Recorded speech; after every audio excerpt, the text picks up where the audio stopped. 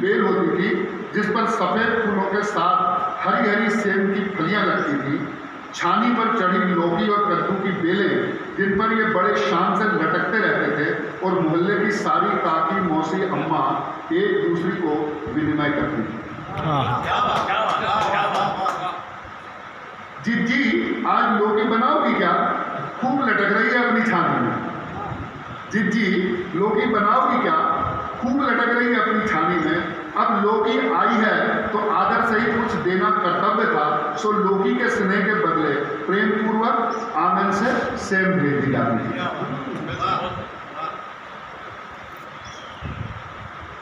आंगन से प्रेम पूर्वक सेम भेज दी जाती थी बिन्ना के घर।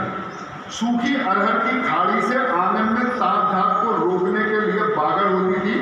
उसी बागड़ पर करेले और गेंदी अपना ठिकाना बनाए होती थी। तुलसी के इर्द गिर्द कुछ गेंदे और गुलाब होते थे।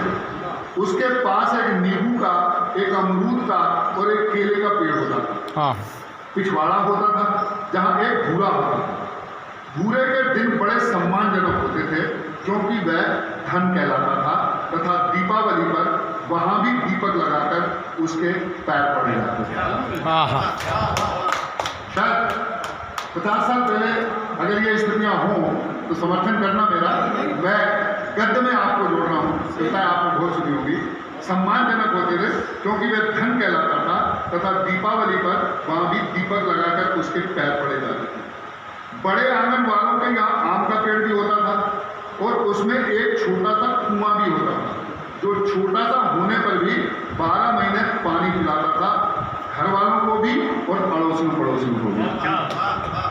तुलसी का पौधा तुलसी कोट में हरियाता हुआ श्रद्धा का केंद्र होता था जिसे खड़िया मिट्टी से सफेद पोतकर नील, हिरमची, हल्दी और गेरू से बेहद आसान और सीधी सादी बेल बूटियों की चित्रकारी उकेरी गई होती थी।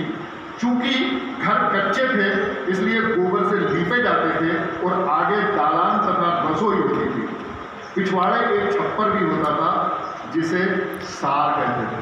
सार अब तो सड़कों पर सार, जिसे सार कहते थे, जहाँ गाय, भैंस और बैल बनते थे।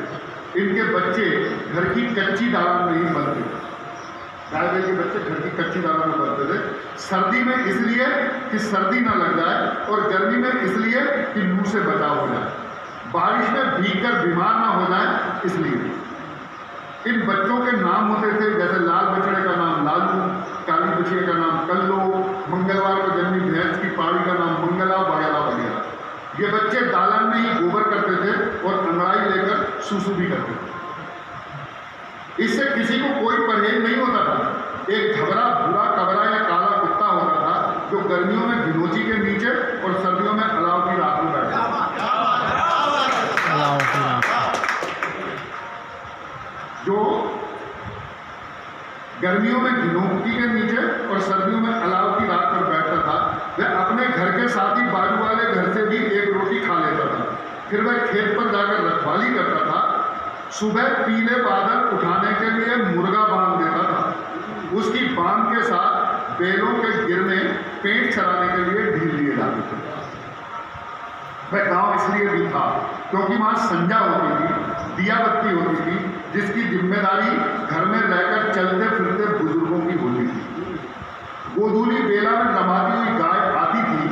माँ की आवाज़ सुनकर दालान में बंधा बछड़ा रक्षित उड़ाने लगता था। उस वक्त घरों से उठते छौक पगार का सुगंधित धुआं पूरे गांव के ऊपर धुआंई चादर का एक आवरण बना लेता था ताकि कुछ देर बाद आसमान में आने वाले तारों के मुंह से टपकती हुई लाश दाल भात में न गिर जाए। वह गांव इसलिए भी था क्योंकि वह इंसानों में प्रेम था। वह गांव इसलिए भी था क्योंकि वहाँ इंसानों में प्रेम था, आपस में भी और प्रकृति से भी। वह गांव पहुंचना है इसके शब्दों तक। वह गांव इसलिए था क्योंकि वहाँ पर आपस में प्रेम था, इंसानों से भी और प्रकृति से भी, परंपरा से भी, पशु पक्षियों से भी।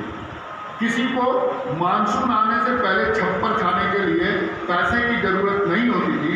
4 पड़ोसी इकट्ठे होकर छानी और ढालियाँ छा देते थे। फसल की दावनी के लिए किराए की जरूरत नहीं होती थी। ब्याह शादी में अनाज दाल के साथ दूध घी की व्यवस्था तो व्यवहार कहलाती थी। बफर सिस्टम में 501 का लिफाफा व्यवहार नहीं है, व्यवहार वो होता है, व्यवहार कहलाती थी। कोर चौपालों पर बैठकर सब सुख दुख बतियाते थे। आला का जोश और रामायण की चौपाई होती थी। ईश्वरी और घाट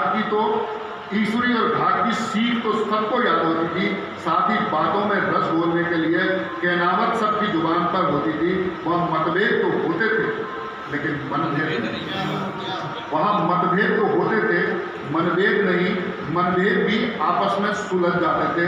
कोर्ट कचहरी थाना चौकी तक जाना हे और इज्जत पर बट्टा लगना माना जाता था। वहाँ सीना जोड़ी नहीं होती थी बल्कि सीना लगाई होती थी। वहाँ सीना जोड़ी नहीं, लंबा तो नहीं हो रहा। वहाँ तो गाँव में घुसा हूँ तो पूरे गाँव को निकाल के लाने की कोशिश। वहाँ सीना जोड़ी नहीं होती थी बल्कि सीना लगाई होती थी। वह गांव इसलिए भी था कि मेला और हाट जाने के लिए तब बैलगाड़ी और छकड़ी होती थी जिस पर बैठकर सारे जतरा में जाते थे। लोकगीत होते थे, सुर होता था उन गीतों में जो हाट में जाती हुई बैलगाड़ी से फूटकर सुनाई देता था। वहाँ मीरू शराबी होता था। इन पंक्तियों को ध्यान से सुनना। वहाँ मीरू शराबी होता था मगर वह यह जानता था कि बहन कौन है और बेटी कौन है।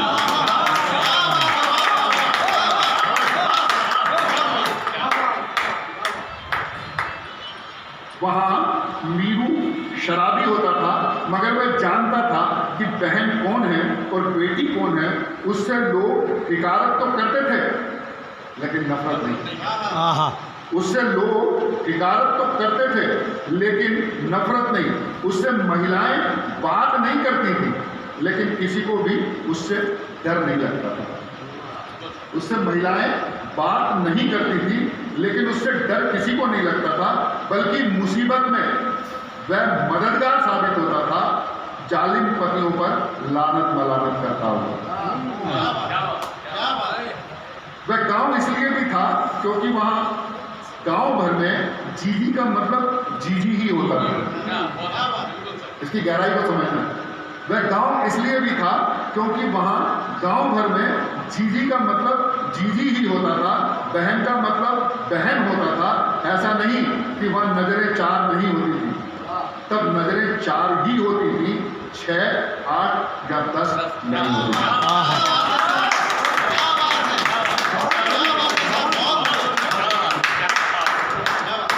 वहाँ नजरें 4 ही होती थी, 6, 8 या 10 नहीं होती थी।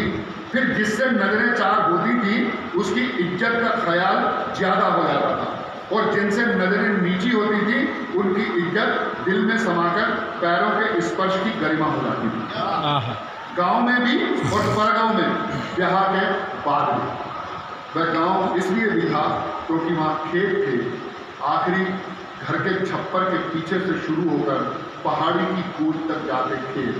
खेतों के भी नाम गुबरीला, कसेला, घुंडिया, बड़वाला, काबर, मोरन, नीमवाला, इमलीवाला, ढैया, ढालू, मसानिया वगैरह वगैरह। इन खेतों में पसीना टपकता था और रोटी उगती थी।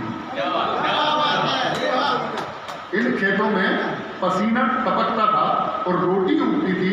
वहाँ लाइफबॉय साबुन से रोज नहाना भले जरूरी ना हो लेकिन भीगना जरूरी था, चाहे बरसात से चाहे धूप से।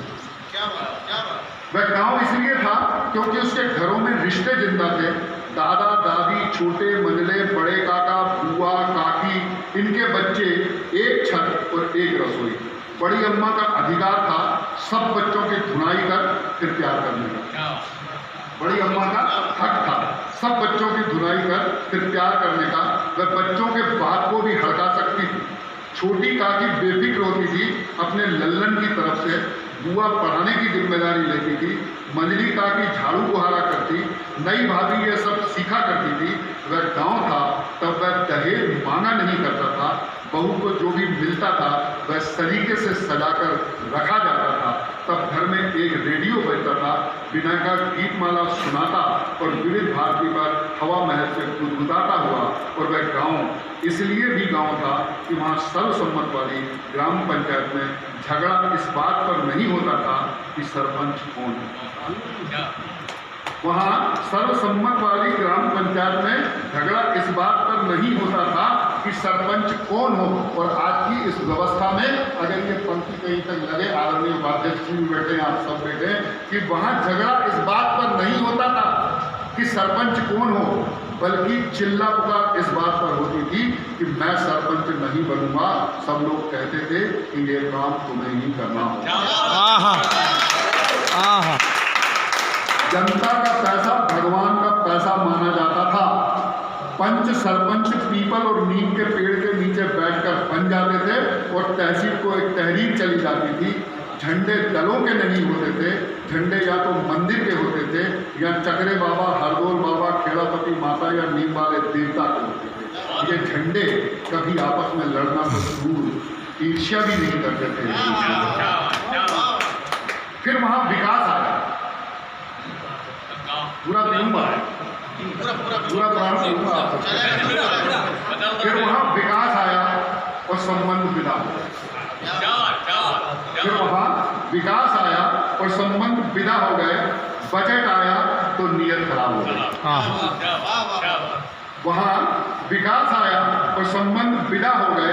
बजट आया तो नियत खराब हो गई।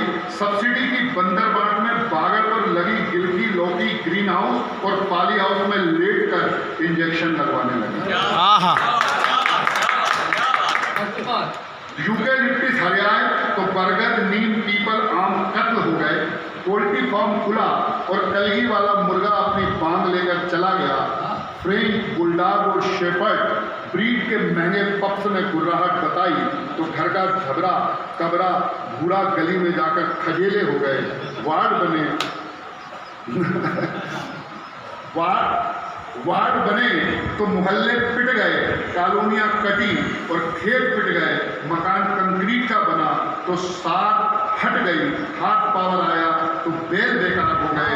दालान सिकुड़ी तो गाय के बच्चे की किरकारी सड़कों पर उजली। 4 अंग्रेजी माध्यम की दुकानें खुलते ही 4 अंग्रेजी माध्यम की दुकानें खुलते ही सरकारी विद्यालय खंडहर हो गया। फैकल्टी आए और मास्टर अप्रासंगिक हो गए। चुनाव के दांव पेच में सर्वसम्मति किंवदंती बन गई। जमीन फीट इंच में बिकी तो आंगन परकोटे भरभरा गए। कैक्टसों ने तुलसी को हटा दिया। कच्ची अंबियां अब पत्थर मारकर नहीं गिरती, वह नोटों के वजन से तुलती हैं। कंधे पर टंगे रेडियो का रोक पता नहीं कहाँ चला गया। बिग बॉस और कपिल शर्मा का शो सब जानते हैं, लेकिन अपने ही स्वर्गीय दादाजी का नाम बच्चे भूल चुके हैं। मंगल भवन में अब स्कॉच खुलती है, इसलिए मंगल भवन अमंगलहारी नहीं होता। अब नीरू दारू नहीं पीता, उसके बदले गली गली में मिलने वाली शराब में लड़कों की आंखों में वासना के टोरे बुन दिए हैं। मेरा गांव पहले गांव था, अब गांव नहीं रहा, कस्बा हो गया है। वह ना गांव है न शहर है, पता नहीं आगे क्या होता है।